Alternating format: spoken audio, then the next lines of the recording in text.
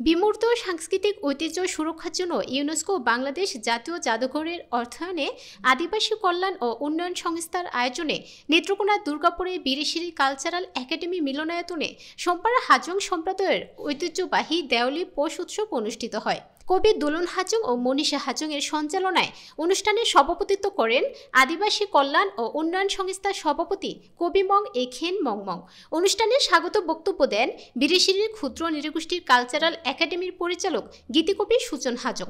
দেওয়ালি পৌষ উৎসবের উদ্বোধন করেন মতিলাল হাজং। এতে সম্মানিত অতিথি ছিলেন বীরেশিরির ডনবস্কো কলেজের পরিচালক ফাদার পাওল কুচওয়ালে। আলোচক অতিথি হিসেবে উপস্থিত ছিলেন বাংলাদেশ জাতীয় জাদুঘরের keeper অসমা Ferdous, principal Manindranath মারাক, advocate বিপুল হাজং, বাংলাদেশ জাতীয় হাজং সংগঠনের সাধারণ সম্পাদক পল্টন হাজং, নারী নেত্রী সন্ধ্যারানী হাজং, চিত্রশিল্পী ও গাওমরল বিশ্বজিৎ হাজং, রূপক, কবি জন ক্রোসওয়েল খোকসি প্রমুখ। আলোচনা শেষে বিভিন্ন অঞ্চল থেকে আগত হাজং শিল্পীদের বর্ণাঢ্য সাংস্কৃতিক পরিবেশনা ও সন্ধ্যায় প্রদীপ প্রজ্বলন ও পাঠাবলির মাধ্যমে দেওয়ালি পূজা অর্চনার কাজ সম্পূর্ণ করা হয়। আমি এই আয়োজক কমিটির সভাপতি হিসেবে এই অনুষ্ঠানের সারসংক্ষেপ হলো, এই অনুষ্ঠানটা দেওয়ালি উৎসবটা বর্তমানে বিলুপ্তির পথে। এই উৎসবটি যাতে প্রতি বছর পালন হয়, তারা যেন এই উৎসবটাকে নতুন প্রজন্মের সাথে সম্পৃক্ত করতে পারে, তারা যেন নতুন প্রজন্মের কাছে তুলে ধরতে পারে, নতুন প্রজন্ম যেন ধারাবাহিকতা নিয়ে এই সংস্কৃতিটাকে তারা বজায় রাখে, সুরক্ষা দেয়। আমি বিপুল হাজং। আমি আজকে প্রথমেই ধন্যবাদ জানাই ইউনেস্কোকে এবং বাংলাদেশ জাতীয় জাদুঘরকে। আমাদের যে ঐতিহ্যবাহী দেউলি উৎসব সেটি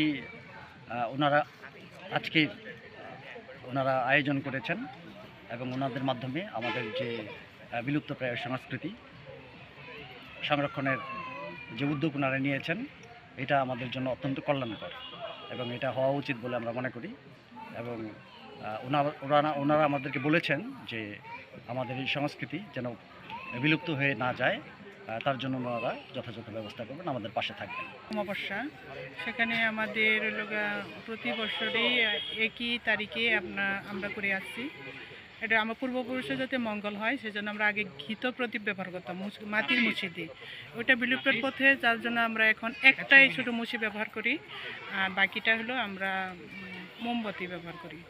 এটা মূলত আমাদের সমাজের যাতে অন্ধকার না থাকে, আমাদের পরিবারে যাতে কারোর জীবনে অন্ধকার না থাকে, সেই আলোকিত করার জন্যই আমরা মূলত এই মূল দিবানিতা আর দেউলি উৎসবটা করে থাকি। এখানে আমরা শ্যামা মায়ের জন্য পাঠা উৎসর্গ করি, বলি দেই আর ফল প্রসাদ বিতরণ করি।